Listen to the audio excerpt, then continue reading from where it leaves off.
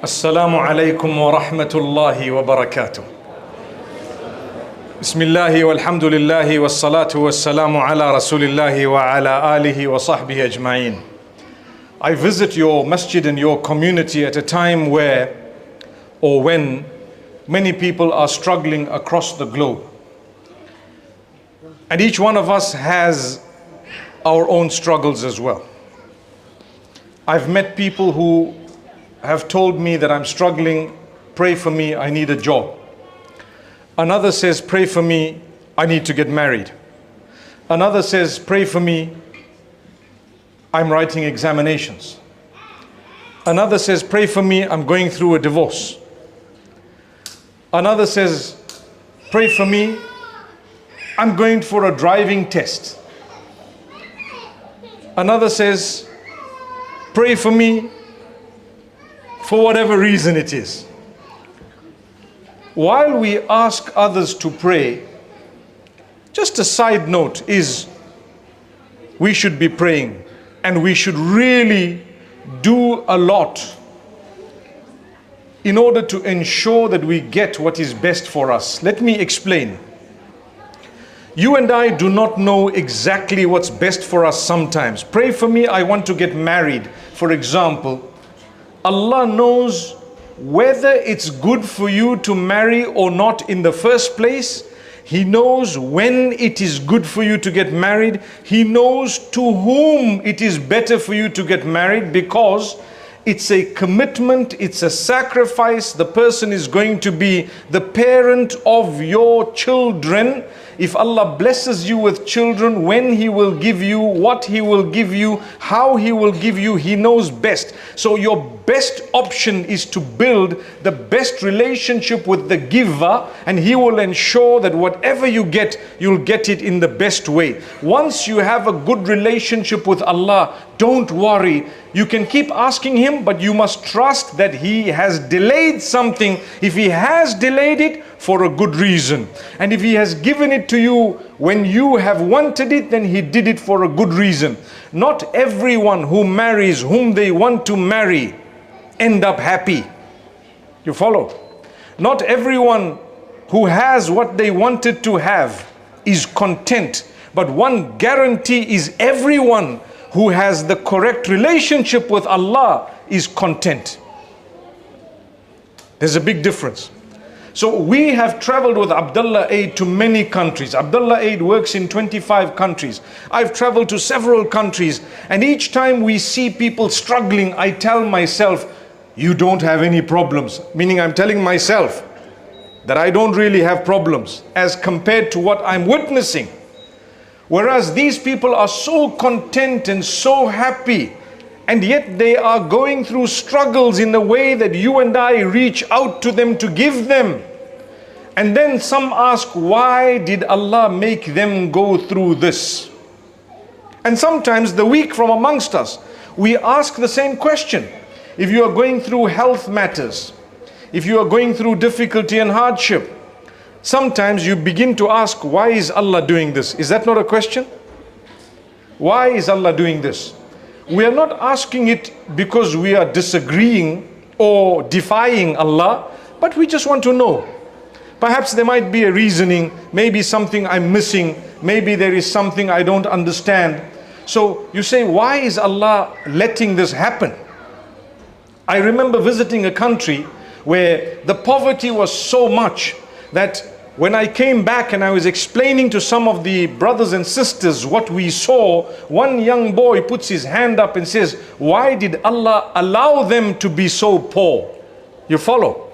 So I told the young boy, because Allah gave you so much and told you to give them, He wants to see if you are going to do it. It's not like He didn't give them. He will give them through you. Are you prepared to give?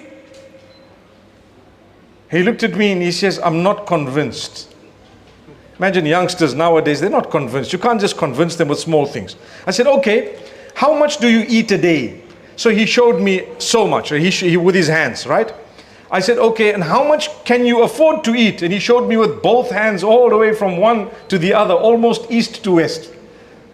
So I said, so if you can only eat this much and you have so much, what are you going to do with the rest? It's going to get stale. you won't be able to eat all of it. Surely Allah wants you to do something with it. You're a Muslim, you're a believer. You have way more than you need.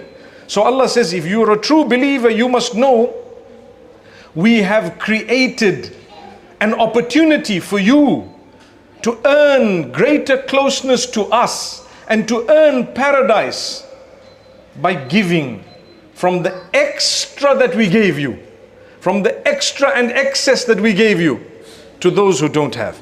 Do you know, we as Muslims believe that zakat is a pillar of Islam, which means to give once you have more than a certain amount. Do you know what you have to give? Do you know how small the percentage is, anyone? What's the percentage? 2.5. Everyone knows. Anyone knows anything more than 2.5? Put up your hand. So that means no one is into farming and no one is into mining. Anyone into mining and farming? Put up your hands. No one. We're lucky we're here in London. In my country, we know that if you're into farming, you're going to either be giving 10% or 5%, depending on how it was irrigated. And if you're into mining, you're going to be giving 20%. Did you ever know that? You probably didn't. Well, here's some information that you have, some knowledge. When you are a miner and you're mining gold, when you extract the gold, the day you extracted the gold, you owe 20% of it to Allah. That's it. Allah says, why? Because you took it out. It's not yours, it's ours. We put it there. Now that you've taken it out, 20% must go. When you're a farmer and you're farming and you're cultivating your cabbages, for example, if you had watered them with water and irrigation that you had put up, then you owe 5% to Allah. It's a one-off thing. So zakat is usually every year 2.5%. For mining and farming, the day you have extracted or the day you've harvested, that's the time you need to give that percentage and it's done. So subhanallah, it's something amazing. However, for all of us that are here today, and for most of us across the globe, 2.5% is relevant. What is 2.5%? For every £1,000 that you have, how much is it? Please tell me. 25 pounds. 25 pounds for every 1,000. Is that a lot? Allah says, no, it's not a lot. And Allah says, it's not actually 25 for every 1,000. It's even less, because we want you to know it's only for every 1,000 beyond a certain point. If you have a few thousand, for example, and it's less than a certain point, depending on the currency, less than a certain value, you don't have to actually give. Or if you have not held it for the entire year, and even if you have 20,000 but you didn't hold it for the entire year, it was part of whatever you were giving and receiving, you didn't have to actually give. Allah says, if you want, you can give, but we won't make it compulsory upon you because you didn't have it for the whole year. But when you have it for the whole year and it's beyond a certain point, and it was your wealth, your savings, your stock in trade, your cash, then you have to give only 2.5%. Still, some people feel, you know what, 2.5%, 25. I'm going to mess up my notes because it's all in £50 notes. How will I give the 25? Excuses. And then you have people who own houses and buildings. There's no zakat on what you're using and your necessity. I could have 2 motor vehicles and I'm using them, no zakat on it. When I'm trading in vehicles, I got to pay.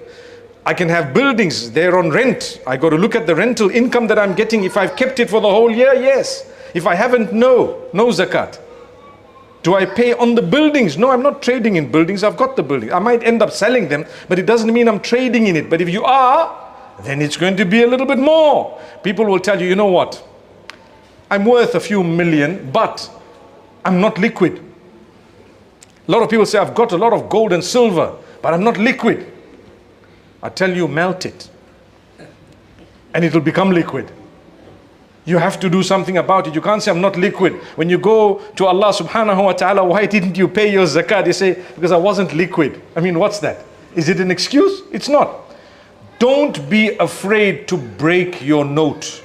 £50 note, no problem. If you owe from £100, £2.50, and you only have two £50 notes, don't be ashamed or frightened or hesitant to break it, because that's where the blessings of Allah lies.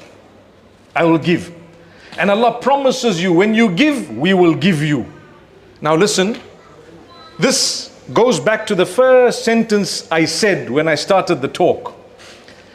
Allah says, "Anfiq ya ibn Adam unfiq alayk." Spend, O son of Adam, I will spend on you.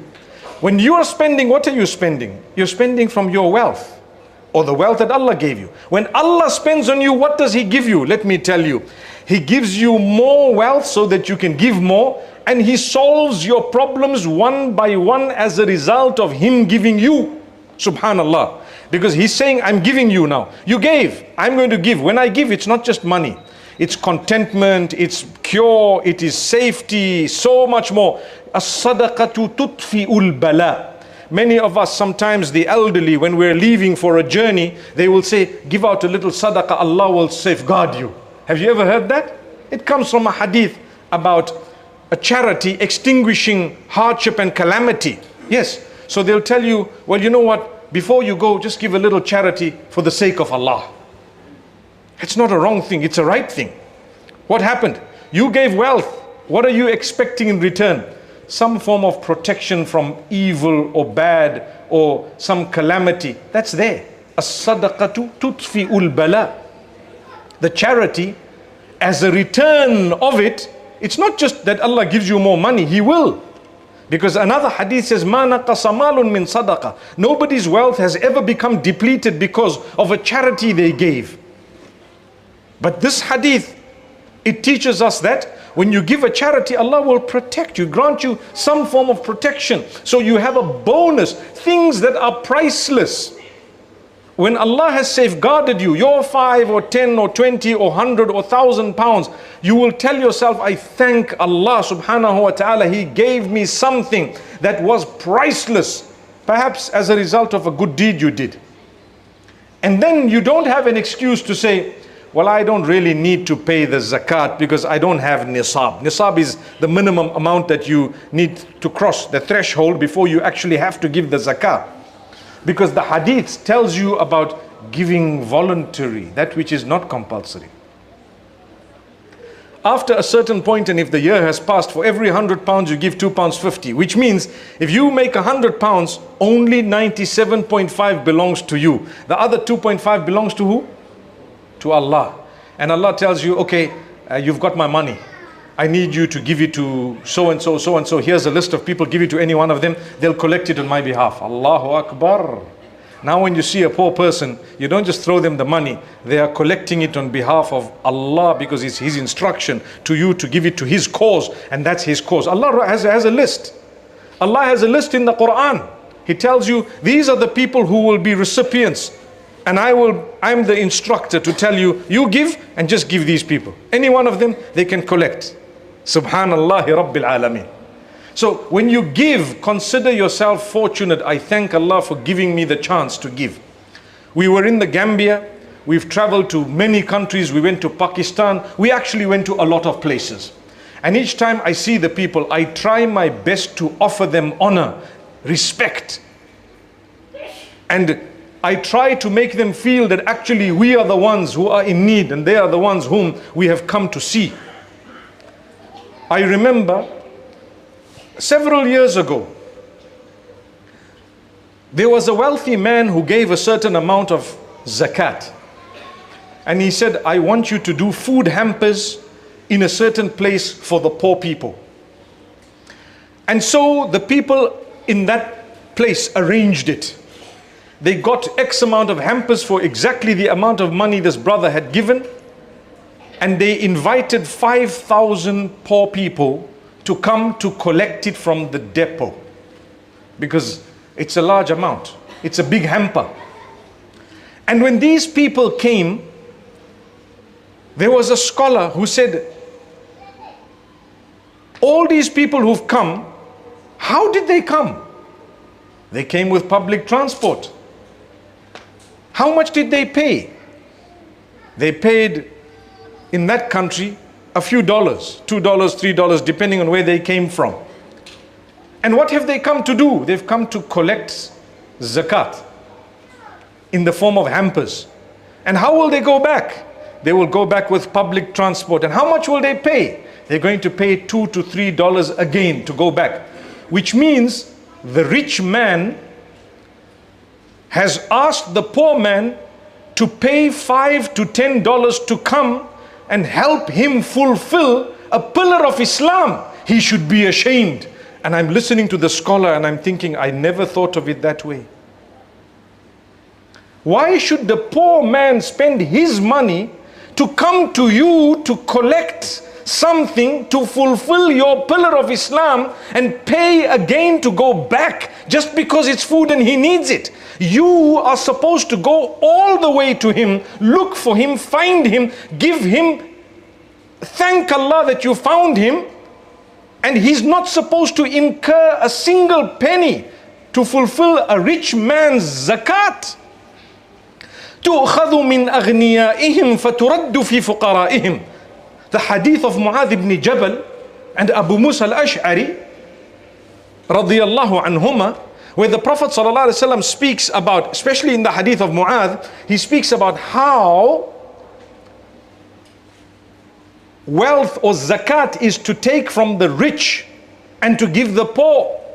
In this case, we are taking from the rich, but we're also incurring an expense on the poor. So I made it my business to ask some of those poor people, how did you pay for the public transport? Guess what? Guess what was one of the worst answers I heard? I took a loan, listen, from someone living in our neighborhood, and I told them when I come back, I'll sell some of what I brought, what I got, and I'll pay you back your money.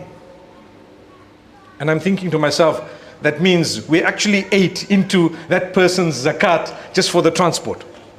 And this is why from that day I always tell people, if you know what I said now and you think about it carefully, and you are a person giving zakat, when you give your zakat, say for example you owe £100, give the 100 and put another 10 with it and say this 10 is towards any expense that you might incur to fulfill my 100. How's that? How's that? Is it not fair? If you understand my story, you will never ever do less than that. And I've seen it with my eyes. You won't know it, because if you haven't been on the ground, or you haven't thought about it, or you didn't have a scholar who was conscious of it remind you that, hang on, this is what it is. From that day, I became so conscious of so many factors that when I enter a masjid and I've read salah in the masjid, I try my best to put a pound as I'm walking out, or $1 or 50 cents or whatever I might be able to do, because there was electricity used, I benefited from it. There were carpets that were cleaned, I benefited from it. There was sound, their salaries, their payments, their rates, their council taxes, so many other things. And I'm a wealthy person if I am, and subhanallah, I used the facility and never ever paid for it. Someone else is paying for me to come and fulfill salah in the masjid, the lights and everything. Someone else paid the bills. So many of us come into the masjid and we never ever think of putting a single penny into the box, because we think, where is it going to go? How will they justify it? Brother, they used it on you, man, on you. How much do you want to pay for one prayer? What do you think it costs for you to come and make one prayer here? Let's not look at the value of it because it's priceless, but let's look at the exact cost of it. Value is one thing, it's priceless. Because one salah you can put £1 billion, I'll tell you it's more, right? But the cost of it, I'm sure it's 50p to £1 per prayer that they've used on you. You came and you used the facility, you came around, you parked your car. We never charged you parking, my brother. I mean, depending on the masjid, obviously. Sometimes you might even get a fine if you park in the wrong place. But nonetheless, are you getting the point I'm saying? Now, going back to the first sentence I said, that we have problems across the globe, we have issues in our own lives. When you want ease in your own issues, try to think about those who have bigger issues than you and reach out to them, and Allah will create ease in your own issues. That's the point. That's the point. I have a problem. Wallahi, when I see someone with a bigger problem, my problem is nothing. You watch what's happening in Lebanon now, right now. Watch what's happening in Palestine right now. You will think to yourself, I'm living in paradise. You've never tasted a problem in your life. If you compare it to what's going on now with our brothers and sisters, may Allah grant them protection, successes and victories. Ameen. This is compassion. I need to think. I'm a human, and on top of that, I'm a Muslim. As a Muslim, I'm supposed to have started the charities before I had money. Do you know that? When you're young, like these young kids that we see here, before you have any money, you start a charity. How? Speak nicely, learn to smile, learn to greet, learn to help, learn to be pleasant, learn to talk to each other, learn to solve problems. All of what I've just mentioned now can be an act of charity. It's a charity. I always say, you're in the house of Allah. To make someone comfortable to come to the house of Allah, if they come as a result of how lovely they felt, guess what? You get a full reward of the prayers they prayed in that salah, in that masjid, because you the one who encouraged them to come. You saw someone, brother, how are you? I missed you, my brother. It's so nice to be with you. You know, it gives me a good vibe. MashaAllah. Oh, so nice. I like to hear that. Whether it gave you a good vibe or not is besides the point. But the fact that you told them something that encouraged them to come back, and you didn't make their life tough and difficult, you know, you got a reward. Everyone is different. So, would you like ease in your difficulties? Would you like ease in your life? Well, I can tell you, make dua to Allah, call out to Him, supplicate to Him, cry to Him, turn to Him, change your life bit by bit, small things that need changing, start changing them one by one. Commit to Allah, commit to pray, commit to do what you know you have to do. Start off slowly but surely. I know and I acknowledge that the real world out there is a tough place to navigate. It's not easy. You walk out, for example, from the masjid, you're going to be going through so much of pressure from so many angles, so many different ways, so many different things. But if you are going to try your best and work hard on yourself, wallahi, you become a person who's always content. You're smiling. No one knows what you're going through. You know why? Because they think you've got no problems in the world. Allah will take care of your problems. Another very important factor, you want ease, bear patience.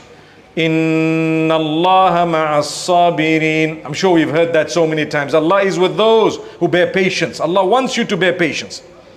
Allah puts in your life sometimes hardship because He wants to bring you closer to Him. So don't go further away.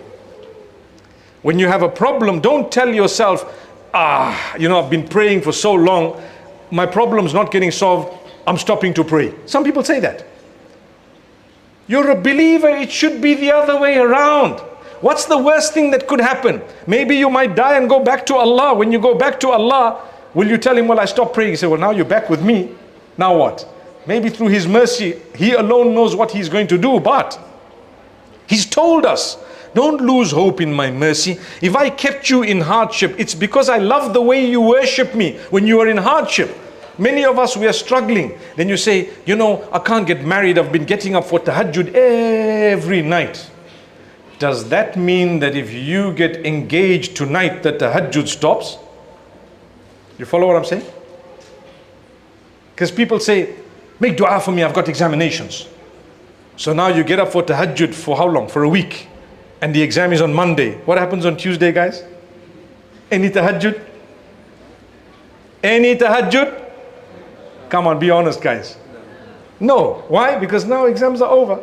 That means Allah says, if Allah loves you so much the way you used to get up and so on, Allah says, you know what, we got another exam next week. Come.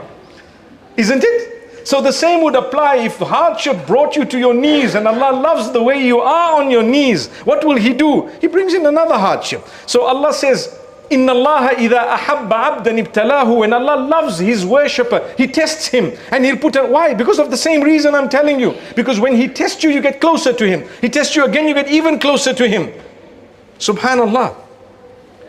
I know a brother who passed away of cancer. May Allah grant everyone Jannah who's passed away. Make it easy for us the day we pass away. And may Allah grant cure to all those who are sick and ill. I met him some time before he passed away. And he told me, Ana fi ahsani hala. He says, I'm in the best condition. I told him, how's your health? He says, Alhamdulillah, beautiful. The doctors have given me a short span of time to live. But Allah knows how long or short I'm going to live. But the reason I'm happy is I was never so close to Allah before. I'm the closest I ever was. And he said, I am so happy that Allah gave me a warning before He's going to take me away. So I seek forgiveness and I'm preparing. I've spoken to my family. I've done whatever I have to. I've made all preparations. Imagine if I died in a car crash suddenly without any form of warning. I think the man is telling me, he says, I think it would have been very difficult. I wouldn't have known how close or distant I was from Allah. So to me, being terminally ill has been a blessing. And I looked at him and I'm thinking to myself, imagine telling people this. How would they feel? That my brother, you have cancer. It's a blessing. La hawla. They'll tell you, what blessing? In what way? Wallahi, it's very challenging. I won't tell you it's a blessing, but I will say it comes with a silver lining. Some goodness has to come out of it. If Allah is going to take you, He's going to take you. Your date of death is written. Is that not correct? If your date of death is written, Alhamdulillah, I'm going to go back to my Maker. What options do you have? I have no option. I'm going to go back to my Maker. I trust His mercy. I'm going to go to Jannah with the mercy of Allah. I'm trying to be a decent person, a good person. I'm trying to do my obligations to the best of my ability. I slip up now and again. I'm a human. I live in an environment that's very, very tough. But oh Allah, I'm trying. Every day I'm becoming stronger. Make me strong. Make me strong. Oh Allah, forgive my shortcomings. Strengthen me. That is beautiful. That is amazing. What a powerful way of looking at things. I'm not going to lose hope in the mercy of Allah. Allah knows your challenges. He knows that you are trying. For as long as you are trying and you are improving bit by bit, day by day, inshallah, you're heading in the right direction. So my brothers and sisters, patience is very important. Bear patience. Patience is not easy. It's difficult. But a day will come when you will smile and you will be happy. You are going through hardship, be it sickness, disease, loss of job, trying to get married, going through divorce, whatever it might be. Allah knows. Bala in tasbiru wa tattaqu. In one of the verses of the Quran, at a time of warfare, Allah Almighty is speaking about His help coming to the believers if they had two qualities in them, sabr and taqwa. He says you need to have sabr, which is patience, and taqwa means consciousness of Allah. Get closer to Allah with your problems, with your issues, and Allah Almighty will give you a blessing. Would you rather be a person who has no problem but is far from Allah, or a person who's been tested one after the other and is close to Allah? Look at the messengers of Allah. All of them without exception have had lots and lots of challenges. The hadith says the ones who had the greatest challenges are the prophets of Allah. That's what the hadith says. The ones that have been tested the most are the prophets of Allah, and then the most pious, and those who followed one after the other.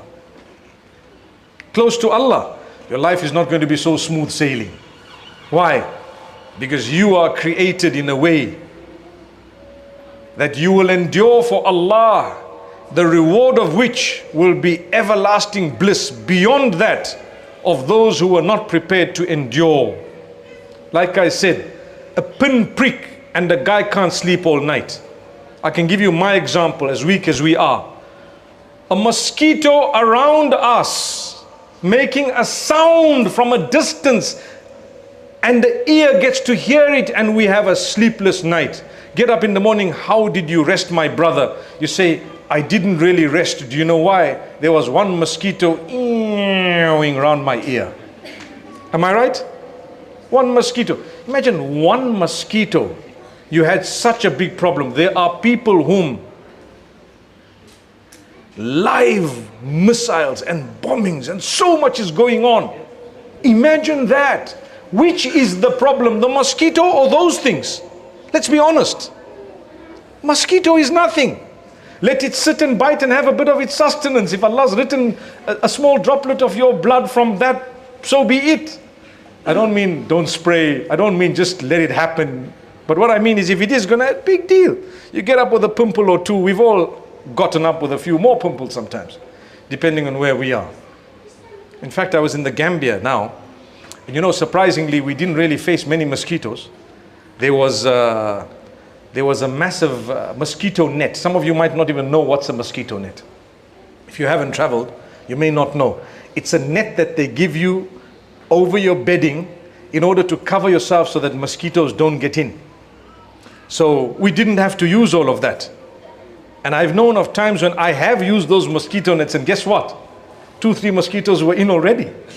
And I'm thinking to myself, what's the point? I've actually given them a party tonight. May Allah Almighty bless us. Getting back to the more serious point I'm making is, my beloved brothers and sisters, everything is relative. Your problems and your life with your problems is actually a paradise to other people. You follow what I'm saying? If you were to go to someone and say, look, I've got this problem, this problem, this problem, this problem. If they could swap with you, they'd say, I'd swap right now. I take you with all your problems, take whatever I'm going through. I take yours. Subhanallah Rabbil Alameen. So thank Allah.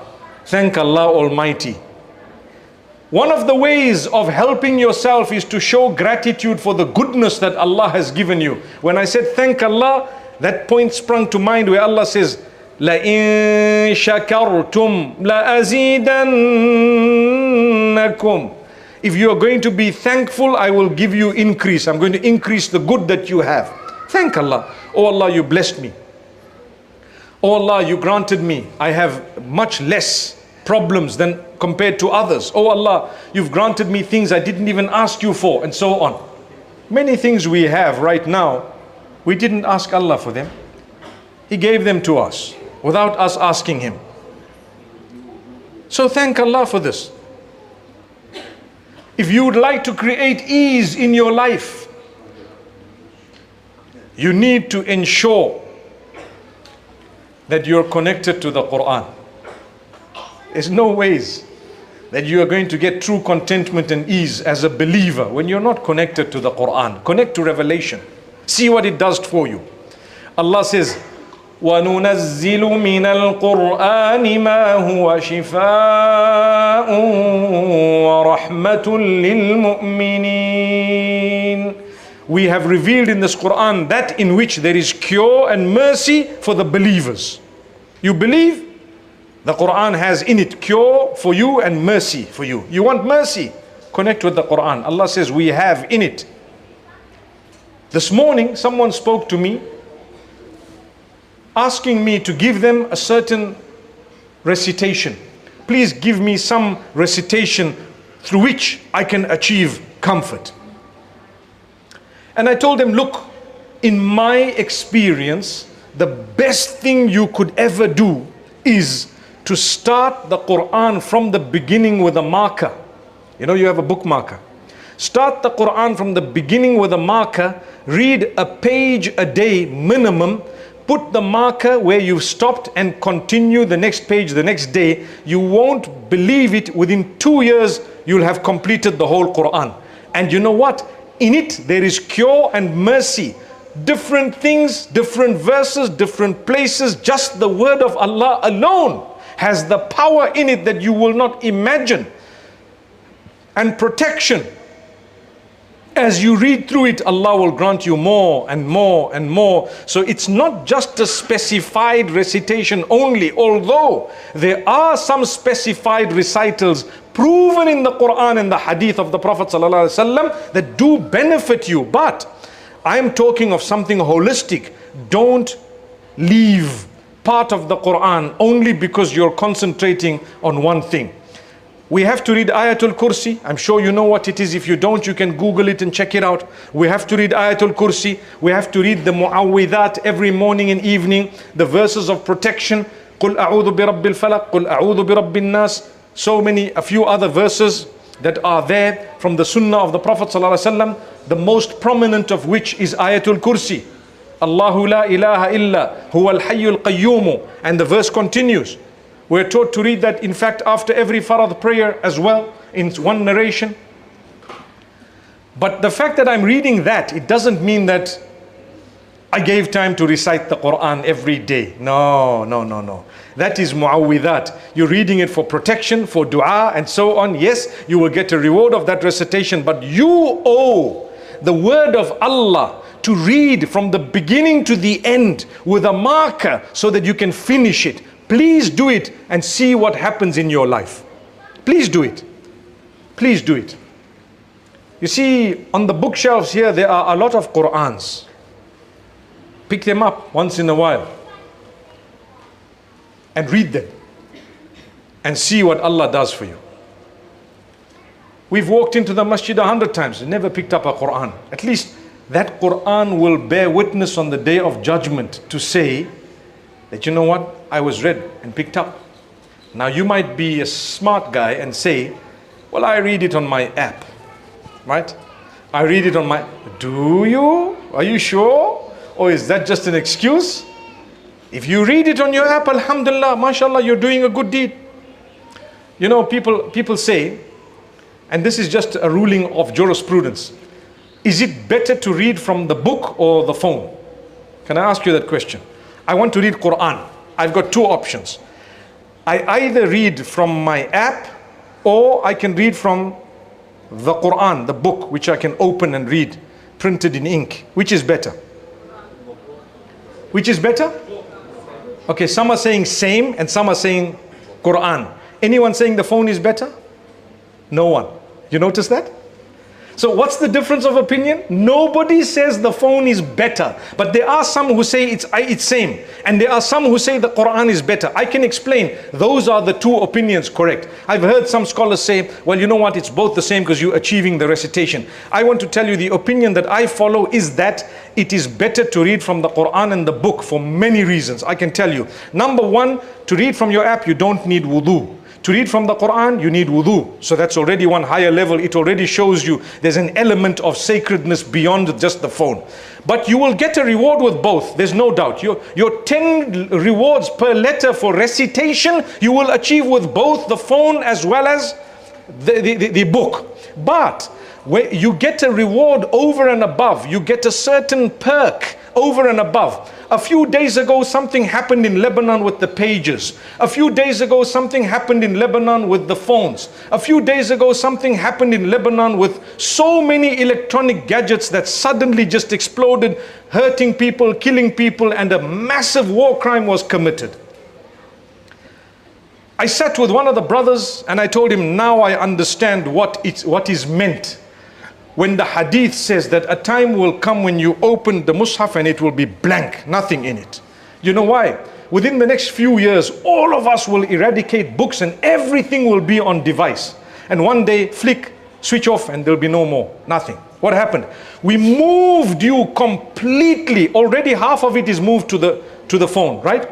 We moved you totally from books and getting used to those books to something totally electronic that they said clearly. I have a clip of one of those guys years back. He said we can switch it off the day we want. Anything, anywhere. And when I'm listening to this, now I believe it because they just proved it to us. That we did what you will never imagine. They were saying to us, we are 50 years ahead of your imagination. We never believed it. Now we can.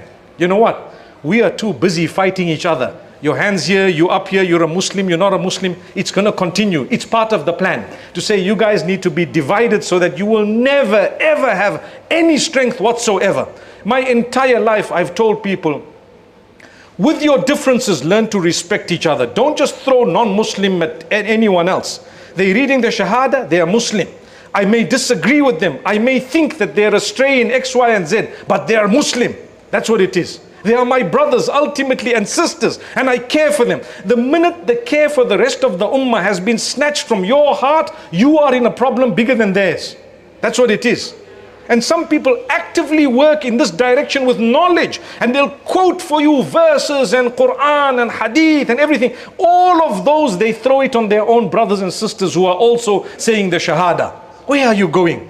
Brother, discuss the matter, address the matter, say that you disagree, and disagree, but respect them. They also have another opinion that you consider wrong, but they are Muslimin. May Allah Almighty grant us goodness. May Allah forgive us. Wallahi, I tell you, my brothers and sisters, if you want to save the ummah, you are going to need to respect members of the rest of the ummah. That's what it is. Without that, it's not coming. So the point I'm raising, going back, sorry, I became a bit passionate, but who wouldn't?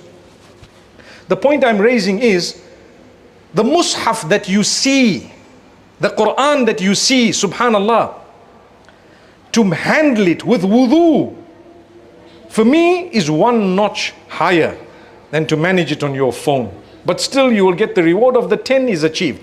This is one notch higher, and I've explained to you a few of the reasons. Still, may Allah Almighty make it such that we read it either way, because in that argument we don't want to stop reading. Because it's a new question I'm going to ask the young kids, or even the older people, to say, listen, which is better, the phone or the book? And we'll hear the answers. But guess what's more important? Do you read it either from the phone or the book? A lot of them will say, we don't. So what was the point of arguing what was better? Right? For example, the people might say, which prayer is better? Tahajjud or Fajr? They say, well, some will say Fajr, some will say Tahajjud, right? Say, which one do you read? No, I sleep. So what's the point of the whole argument? Subhanallah, same thing here. Which one is better, the phone or the book? They say the phone or the book or whatever. Do you read it? No, I don't. What's the point of the whole argument? Please read it. Phone, book, off by heart, reading, copying someone, whatever it might be, listening and repeating, anything, at least read. May Allah Almighty grant us cure. So the point that I was raising, from which I diverted, was you want ease and goodness, connect with the Quran. That was the point. And Allah subhanahu wa ta'ala will connect with you. Anyway, my beloved brothers and sisters, I've spoken quite a bit. And mashallah, I've mentioned a few pointers just to tickle our conscience a little bit, and to be able to be motivated towards goodness. Learn to spread love and kindness, even with those whom you disagree. You don't have to be hurtful, hateful and abusive. It doesn't mean you agree with everything. We will never agree. I won't agree with you, you may not agree with me, and we may not agree with one another. Some of those differences might be, less and lighter. Some might be big differences. It's okay. It's okay. We are still part of the ummah of Nabi Muhammad sallallahu alaihi wasallam. May Allah Almighty forgive us all. May Allah Almighty grant us goodness and success. May Allah subhanahu wa ta'ala use us to give generously to good causes. And may Allah multiply our reward, gather us in Jannatul Firdaus. May Allah Almighty grant the marhum uncle who put up this place, Jannatul Firdaus. And the fathers and mothers of this community and society, may Allah forgive their shortcomings and have mercy on them.